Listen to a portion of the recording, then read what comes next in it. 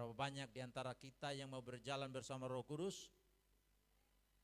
Saya percaya kita tidak bisa melewati hari-hari hidup kita yang penuh dengan tantangan ini tanpa Roh Kudus yang menyertai, tanpa Roh Kudus bersama dengan kita. Itu sebabnya betapa pentingnya bagi kita sekalian untuk memutuskan dalam perjalanan kehidupan kita tiap-tiap hari kita harus berjalan bersama Roh Kudus. Amin. Bapak Ibu Saudaraku yang kasih, kita akan mendengarkan kebenaran firman Tuhan yang terdapat dalam Matius pasal 3 ayat 13 sampai 17. Maka datanglah Yesus dari Galilea ke Yordan kepada Yohanes untuk dibaptis olehnya. Tetapi Yohanes mencegah dia, katanya, "Akulah yang perlu dibaptis olehmu, dan engkau yang datang kepadaku." Lalu Yesus menjawab, katanya kepadanya, "Biarkan hal ini terjadi, karena demikianlah sepatutnya kita menggenapkan seluruh kehendak Allah." Dan Yohanes pun menurutinya. Sesudah dibaptis, Yesus segera keluar dari air, dan pada waktu itu juga langit terbuka, dan ia melihat Roh Allah seperti burung merpati turun ke atasnya. Lalu terdengarlah suara dari surga yang mengatakan, "Inilah anakku yang kukasihi, kepadanyalah aku berkenan." Alkitab memiliki rahasia besar untuk disingkapkan, untuk dinyatakan tentang bagaimana kita berjalan bersama Roh Kudus, tentang bagaimana kita hidup sesuai dengan rencana dan kehendak Tuhan. Bapak Ibu Saudaraku yang kasih dalam Tuhan, Bapa kita di sorga menginginkan kita sekalian untuk hidup di dalam kerendahan hati, menjauhkan diri kita dari kesombongan, dari keangkuhan, seolah-olah kita dapat menjalani kehidupan kita dengan kekuatan kita sendiri. Tuhan menginginkan supaya kita hidup dengan kerendahan hati dan bergantung sepenuhnya kepada Dia dalam persekutuan kita dengan Tuhan dan dalam perjalanan hidup kita bersama dengan Tuhan. Itulah sebabnya Nabi Mika di dalam Mika pasal 6 ayat 8 mengatakan, "Hai manusia, telah diberitahukan kepadamu apa yang baik." Tuhan telah menyatakan ini kepada kita sekalian, kepada semua umat manusia di bumi ini. Tuhan memberitahu kepada kita mengenai yang baik, dan Tuhan mau supaya kita melakukan yang baik itu sebagai bukti bahwa kita ini adalah umat Tuhan. Dan apakah yang dituntut Tuhan daripadamu selain berlaku adil, mencintai kesetiaan, dan hidup dengan rendah hati di hadapan Allahmu. Tuhan menginginkan Bapak Ibu Saudara, kita hidup dalam kerendahan hati, dalam kita berjalan bersama dengan Roh Kudus. Hanya dengan jalan itu, maka Tuhan sungguh-sungguh disukakan melalui keputusan yang kita ambil untuk berjalan bersama dengan Dia di dalam kerendahan hati. Roh Kudus telah menyatakan suatu karya yang luar biasa, bahwa dengan kekuatan yang kita miliki dari Roh Kudus, memungkinkan kita sekalian untuk bisa hidup sama seperti Kristus Yesus hidup. Tanpa Roh Kudus memberikan kepada kita kemampuan ini, maka kita tidak bisa hidup sama seperti Kristus telah hidup. Tapi ini bisa dimungkinkan karena apa? Karena Roh Kudus memberikan kepada kita kemampuan, memberikan kepada kita kekuatan untuk kita bisa berjalan bersama dengan Dia, yang memungkinkan kita untuk bisa hidup sama seperti Kristus hidup.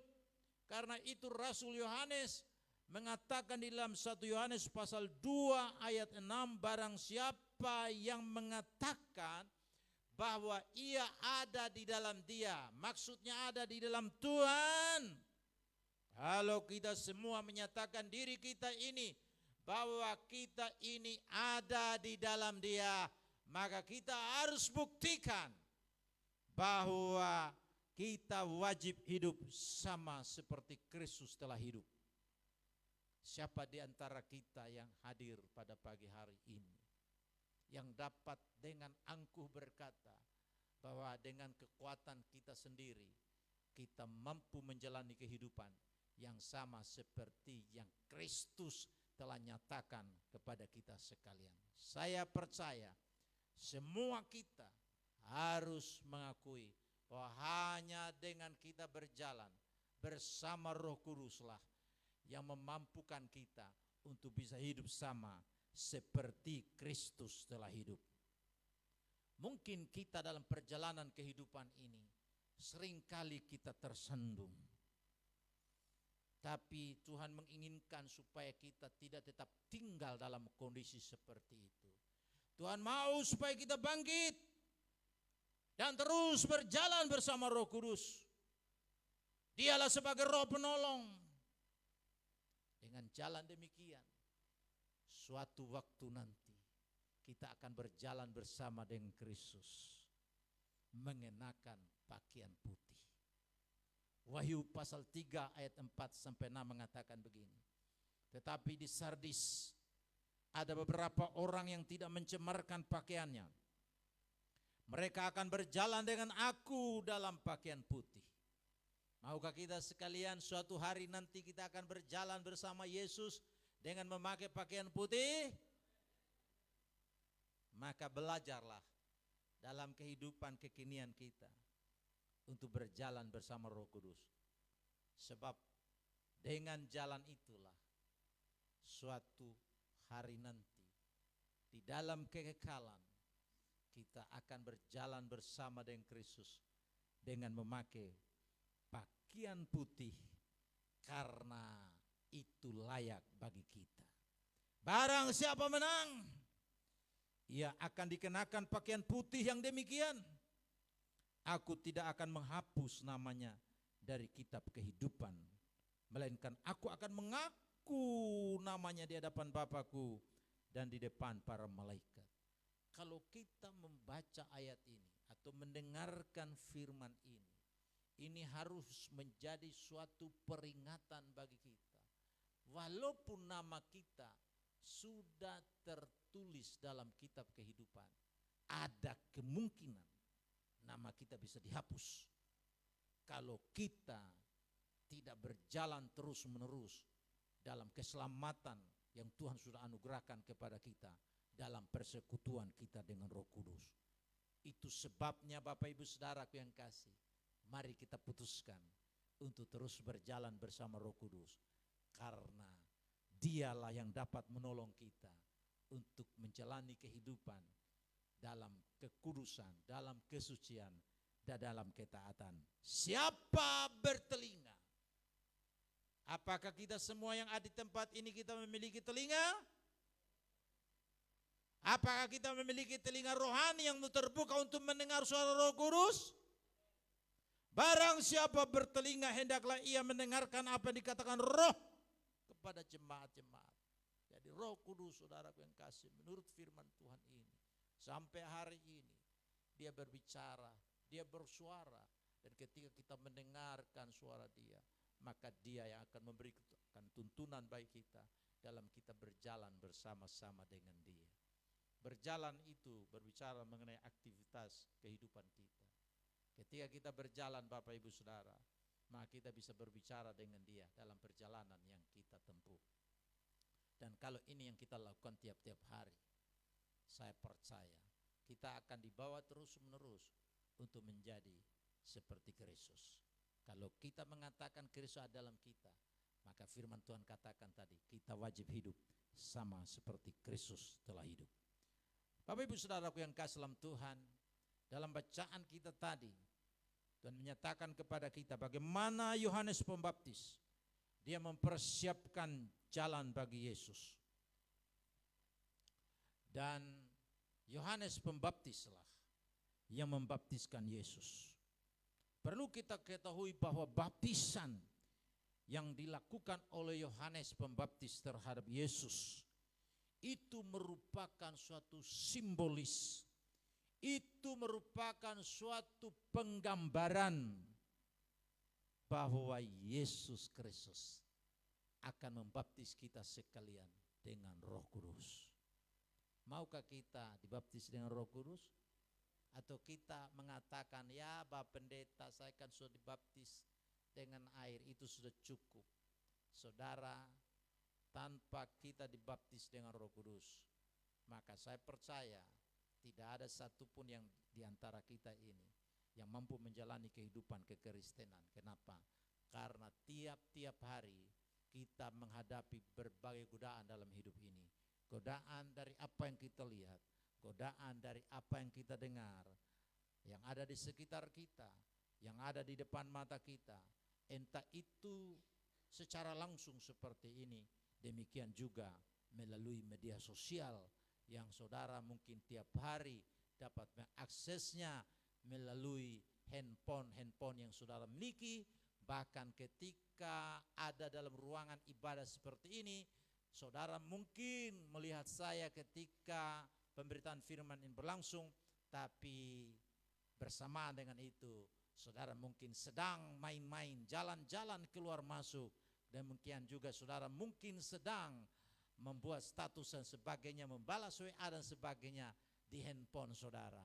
Tidak ada yang tahu kecuali Tuhan dan saudara sendiri yang tahu. Saudaraku yang kasih dalam Tuhan, dalam Matius pasal 3 ayat 11 menjelaskan, aku membaptis kamu dengan air sebagai tanda pertobatan. Tetapi ia, maksudnya Yesus yang datang kemudian daripadaku, lebih berkuasa daripadaku, dan aku tidak layak melepaskan kasutnya. Ia akan membaptis kamu dengan Roh Kudus dan dengan api. Berapa banyak di antara kita yang mau berkata, Tuhan, aku tahu bahwa Yesus yang engkau membaptis dengan Roh Kudus dan api. Dan saudara sekalian mau mengatakan, ini aku Tuhan, baptis aku dengan Roh Kudus dan apimu. Siap saudara? Mau minta dengan penuh ketulusan, penuh kerendahan hati untuk Tuhan membaptis saudara dengan Roh Kudus dan api? Saya memohon kepada Tuhan agar Tuhan terus membaptis saya dengan rohnya, dengan apinya. Saudara, apa yang diungkapkan oleh Yohanes Pembaptis ini sebenarnya merupakan suatu nubuatan, dan kemudian ditegaskan begitu dramatis ketika Roh Kudus turun ke atas Yesus setelah dia dibaptis di Sungai Yordan. Itulah yang diungkapkan dalam ayat yang ke-16. Sesudah dibaptis, Yesus segera keluar dari air. Dan pada waktu itu juga langit terbuka dan ia melihat Roh Allah seperti burung merpati turun ke atasnya.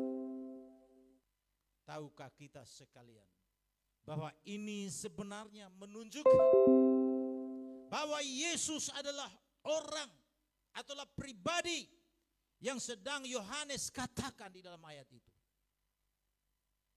Dan bahwa Yesus Kristus yang sudah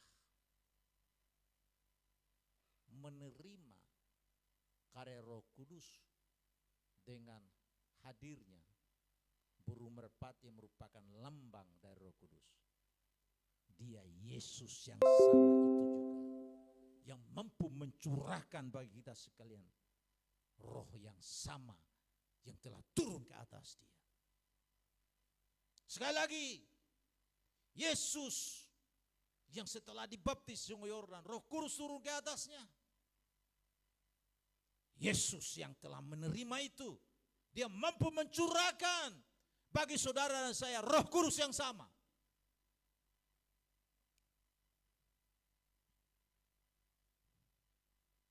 Saudara, kalau kita baca dalam firman Tuhan, Yohanes pun sebenarnya dia masih ragu untuk membaptis Yesus. Dan dia mengungkapkan hal itu dalam ayat 14. Tetapi Yohanes mencegah dia, katanya, akulah yang perlu dibaptis olehmu, dan engkau yang datang kepadaku. Baptisan yang Yesus terima itu sangat berbeda dengan baptisan air yang kita terima. Yesus tidak dibaptis untuk pertobatan. Karena Yesus adalah pribadi yang hidup tanpa dosa. Dia sudah penuh dengan Roh Kudus. Bahkan bukan hanya pada saat dia dibaptis. Ketika dia di dalam kandungan, itu dia jadi karena pekerjaan Roh Kudus. Saudara-saudara, walaupun tadinya dia ragu, dia yang harusnya dibaptis, tapi kemudian Tuhan Yesus mengatakan, biarlah hal ini terjadi. Karena dengan cara demikian kita menggenapkan seluruh kehendak Allah. Saudara, dalam peristiwa pembaptisan itu, Yesus menyatakan dirinya bahwa dia mau menjadi sama seperti kita manusia. Dia mau menanggung segala dosa kita dalam dirinya. Sebab dalam baptisan itu sudah menunjukkan kepada kita bahwa Yesus bersedia mati demi kita. Tapi dia tidak tetap mati. Dia bangkit pada hari yang ketiga. Yang menyatakan kemenangannya atas maut, atas kematian, atas neraka, atas dosa, dan atas iblis. Saudaraku yang kasih dalam Tuhan, kenapa Yesus melakukan ini? Dia melakukan ini agar kita bisa dibebaskan dari segala dosa kita melalui kematiannya di atas kayu salib. Dan apa hasilnya? Hasilnya ialah kita dapat mengalami kuasa Roh Kudus dengan cara yang sama seperti yang Yesus telah terima. Dan dengan cara yang sama kita bisa berjalan bersama dengan Roh Kudus. Saudara-saudaraku yang kasih dalam Tuhan, firman Tuhan mengatakan dalam Galatia 5 ayat 25-26. Jika kita hidup oleh Roh, baiklah hidup kita juga dipimpin oleh Roh. Kalau kita ini hidup karena Roh Kudus, maka kita harus putuskan setiap hari dalam perjalanan hidup kita ini untuk kita hidup bersama dengan Dia, berjalan bersama dengan Dia, dipimpin, dibimbing oleh Dia. Dan kalau kita menjalani kehidupan kita bersama dengan Tuhan, maka kita akan menghindari apa yang diungkapkan dalam ayat 26. Dan janganlah kita gila hormat, jangan saling menantang dan saling mendengki. Bapak Ibu saudaraku yang kasih dalam Tuhan, melalui kebenaran firman Tuhan hari ini kita akan belajar suatu kebenaran penting tentang apa artinya berjalan bersama Roh Kudus. Pertama, siap dimurnikan dengan api Roh Kudus. Berjalan bersama Roh Kudus itu berarti kita harus siap untuk dimurnikan oleh api Roh Kudus. Api Roh Suci bakar hatiku dengan kasih yang murni dari Kalvari. Ini harus menjadi doa kita, permohonan kita kepada Tuhan agar Dia mengerjakan di dalam diri kita ini suatu pemurnian yang dimungkinkan oleh api Roh Kudus, api Pentakosta. Tidak mungkin ada kemurnian dalam pelayanan tanpa ini.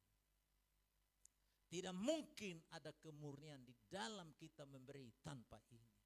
Tidak mungkin keterlibatan kita di dalam berbagai-bagai pelayanan, entah itu pelayanan rohani, pelayanan jasmani, tanpa kita menyiapkan diri kita untuk dimurnikan.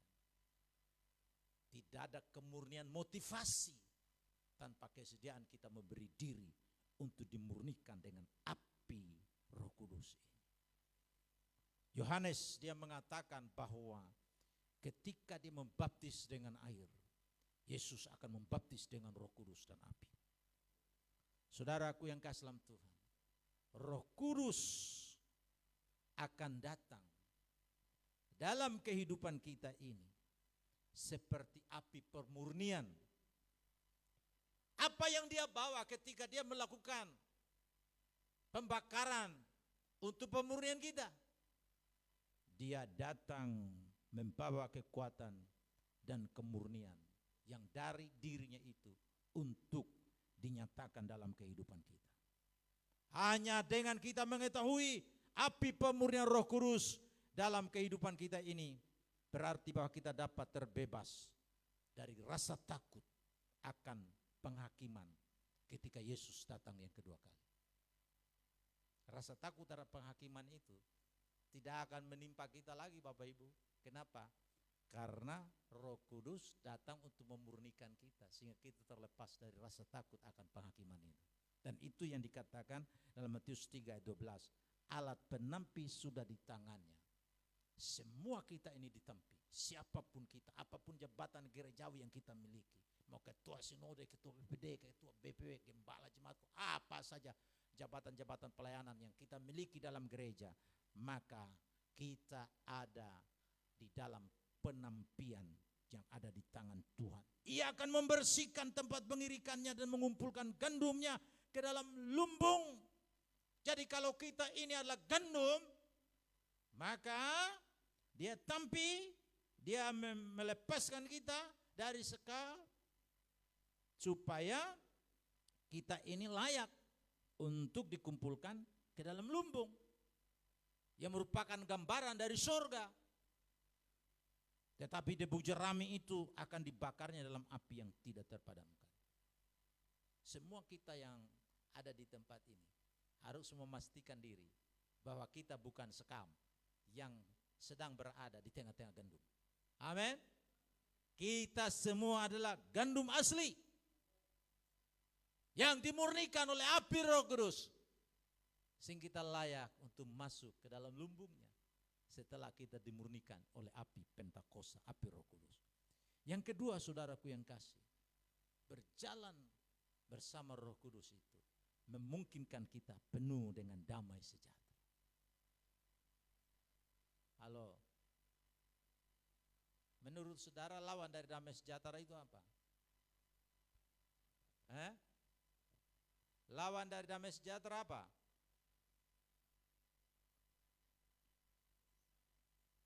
Kekacauan, kegelisahan, pertengkaran, perkelahian. Lalu karena tidak ada damai, kemudian mencari damai dalam bentuk apa? Dalam bentuk pergi mungkin ke bar, minum minuman keras di sana, rokok mungkin, berbagai hal yang kita lakukan dengan tujuan untuk memenuhi hati kita dengan damai. Ke gunung tinggi ku naik-naik mencari damai. Ke lembah curam ku turun-turun mencari damai. Ternyata di sana tidak ada damai. Damai sejahtera hanya kita miliki ketika Roh Kudus, Roh damai sejahtera itu ada di dalam kita. Ketika Yesus dibaptis dan keluar dari air sungai Yordan itu, firman Tuhan berkata, langit terbuka. Kiranya di sini juga langit terbuka.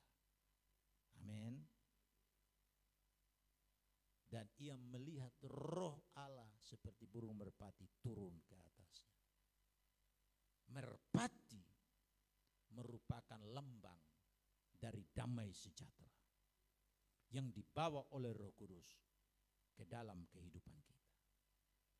Dan ketika damai sejahtera itu dibawa dalam hidup kita oleh Roh Kudus, kita terbuka untuk menerima itu. Maka kita menghasilkan buah.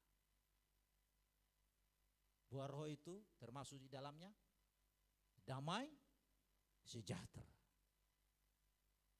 Dan Rasul Paulus mengatakan bahwa damai sejahtera Allah yang dibawa oleh Roh Kudus dalam hidup kita itu melampaui segala akal dan pikiran kita. Dan damai sejahtera dia itulah yang memelihara hati dan pikiran kita di dalam Yesus Kristus Tuhan kita. Hanya dengan kita berjalan bersama Roh Kudus setiap hari yang memungkinkan damai sejahteranya menguasai kita. Kalau tidak Bapak Ibu Saudara, yang ada pikiran kacau, dan pikiran kacau ini lalu diikuti oleh perkataan kacau, kemudian tindakan kacau. Dimulai dari mana? Dari hati, dari pikiran, muncul dalam kata-kata, dan nyata dalam perbuatan. Karena itu pastikanlah diri kita ini berjalan bersama Roh Kudus setiap hari. Karena dengan jalan itu kita bisa menikmati damai sejahtera Allahnya. Damai sejahtera Allah yang melampaui segala akal itu. Itu yang memelihara hati dan pikiran kita dalam Yesus Kristus.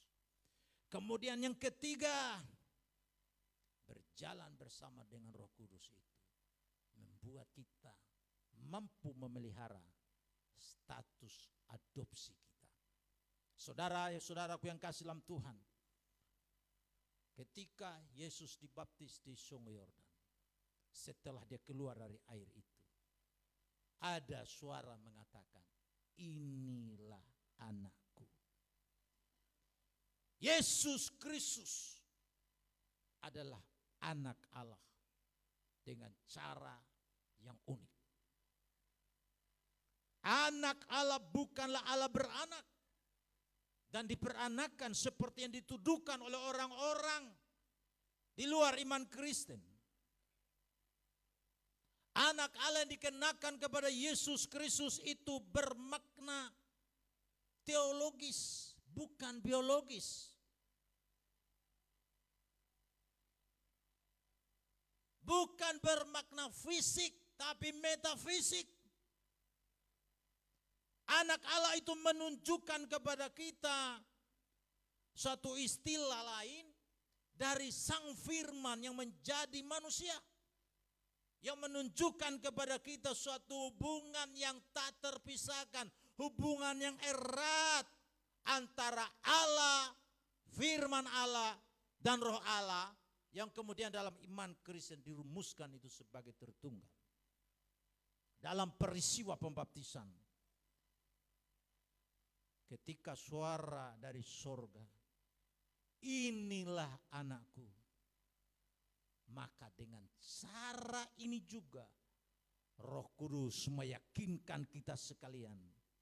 Melalui apa yang Yesus sudah lakukan bagi kita sekalian.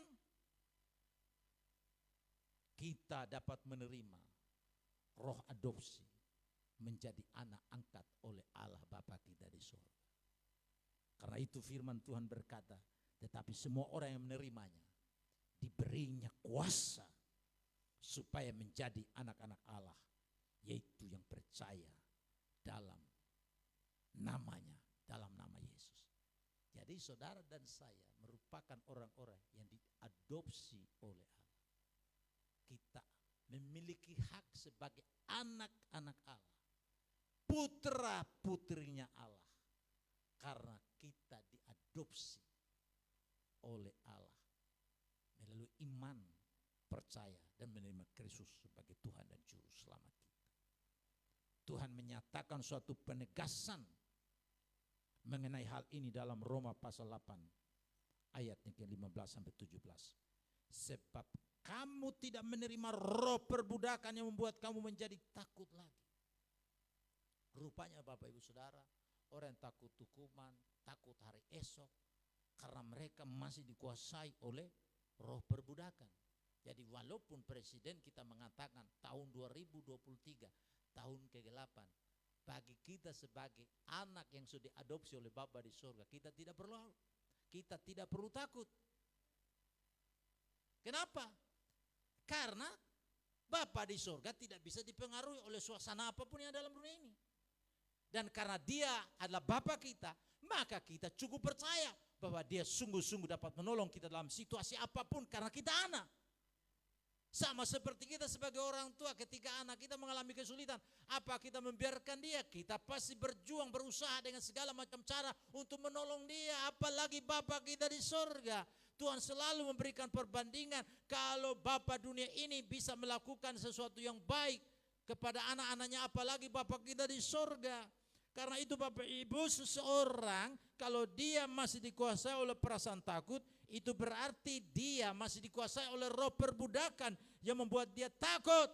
Tetapi firman Tuhan menegaskan di sini bahwa kita semua telah menerima Roh Kudus yang menjadikan kita sekalian anak Allah. Oleh roh itu kita berseru, ya Aba, ya Bapa. Roh itu bersaksi bersama-sama dengan roh kita bahwa kita ini adalah anak-anak Allah.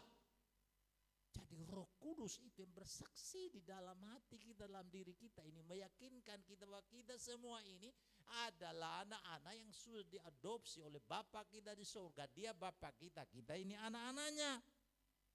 Dan jika kita anak, maka kita juga adalah ahli waris. Amin. Kita semua ahli waris kerajaan surga. Karena kita anak dan Bapa kita ini Bapa kita, maka sebagai anak kita memiliki suatu kepastian untuk mendapatkan warisan yang Dia siapkan bagi kita. Karena kita ahli waris, maksudnya orang-orang yang berhak menerima janji-janji Allah yang akan menerimanya bersama-sama dengan Kristus, yaitu jika kita menderita bersama-sama dengan Dia, supaya kita juga dipermuliakan bersama-sama dengan Dia. Jadi Bapak Ibu, kalau ada di antara saudara yang mungkin menderita, dihina, diolok, disindir, disalah mengerti oleh orang lain, karena saudara percaya kepada Yesus Kristus, itu sebenarnya merupakan suatu bentuk yang Tuhan izinkan untuk kita juga dapat mengalami penderitaan yang sama seperti yang dialami oleh Kristus, supaya kita pun dapat dimuliakan sama seperti Kristus. Kemudian yang keempat, Bapak Ibu Saudara-saudara, berjalan bersama dengan Roh Kudus itu membuat kita yakin bahwa kita dikasihi oleh Allah. Suara dari surga mengatakan begini saat Yesus dibaptis di Sungai Yordan. Yang kukasihi. Saudara-saudara, Rasul Paulus menulis bahwa kasih Allah dituangkan, dicurahkan ke dalam hati kita oleh Roh Kudus. Jadi saat kita berjalan bersama Roh Kudus, itulah yang akan meyakinkan kita seyakin-yakinnya bahwa kita bukan orang yang menjadi sasaran murka Allah. Kita adalah umat yang menjadi sasaran kasih Allah yang besar. Karena begitu besar kasih Allah akan dunia ini, sehingga Ia mengaruniakan anak yang tunggal, supaya setiap orang yang percaya kepadanya tidak binasa. Percayakah saudara akan hal ini? Percaya? Melainkan beroleh hidup yang kekal. Dalam Roma pasal 5 ayat 5 dikatakan begini, dan pengharapan tidak mengecewakan, karena kasih Allah telah dicurahkan, dituangkan di dalam hati kita oleh Roh Kudus yang telah dikaruniakan kepada kita. Kemudian yang terakhir, yang kelima, berjalan bersama Roh Kudus memungkinkan kita untuk menikmati perkenanan Allah, perkenanan Bapa surga. Suara dari surga itu mengatakan, kepadanya lah aku berkenan. Saudara-saudara, apa yang dikatakan kepada Yesus, bagaimana Bapa berkenan kepadanya, ini juga berlaku bagi kita ketika kita berjalan bersama dengan Roh Kudus. Kita dibuat oleh Dia untuk mengalami sukacita dan perkenanan Allah kita. Saudara yang kasih dalam Tuhan, firman Tuhan mengatakan, ketika Tuhan tidak berkenan atas kita, dia bisa berkata begini, hai kamu pembuat kejahatan, keluar kamu, di sana tempat kamu, di mana di sana terdapat ratapan dan kertakan gigi. Tetapi oleh karena Roh Kudus yang ada di dalam kita, kita berjalan bersama dengan Dia, maka kita dapat menikmati perkenanan Tuhan ini. Kita berjalan bersama Roh Kudus, maka sukacita dan perkenanan Allah seperti yang dialami Yesus, itu juga yang kita bisa alami dalam kehidupan kita. Karena itu putuskanlah hari ini untuk tidak berjalan sendirian. Ajak dia untuk berjalan bersama setiap hari. Bercakap-cakap dengan dia. Ketika di motor, ketika dalam perjalanan, ketika mandi, ketika lagi buang air besar, buang air kecil, apapun aktivitas keseharian kita. Kita mau belajar untuk berjalan bersama dia. Dan kita berkata-kata meminta pimpinan tuntunan dia. Karena Roh Kudus adalah pribadi yang sangat penting. Dia adalah roh penolong, advokat kita yang membela kita, yang memimpin menuntun kita. Putuskan untuk jalan bersama dengan dia, supaya 5 hal yang kita sudah dengarkan tadi, kita dapat nikmati dalam hidup kita. Yaitu kita dimurnikan, kita memperoleh kedamaian, kita yakin bahwa kita adalah anak angkatnya dia, kita mengenal kasihnya yang luar biasa, dan kita menikmati perkenanan Tuhan dalam kehidupan kita sepanjang perjalanan hidup kita di bumi, sampai pada akhirnya kita dipanggil oleh Tuhan. Entahkah kita yang datang kepada Tuhan, atau Tuhan yang datang pada kali yang kedua di masa kita hidup ini. Kiranya Tuhan yang punya firman menolong kita untuk terus berjalan bersama Roh Kudus sampai akhir hidup kita.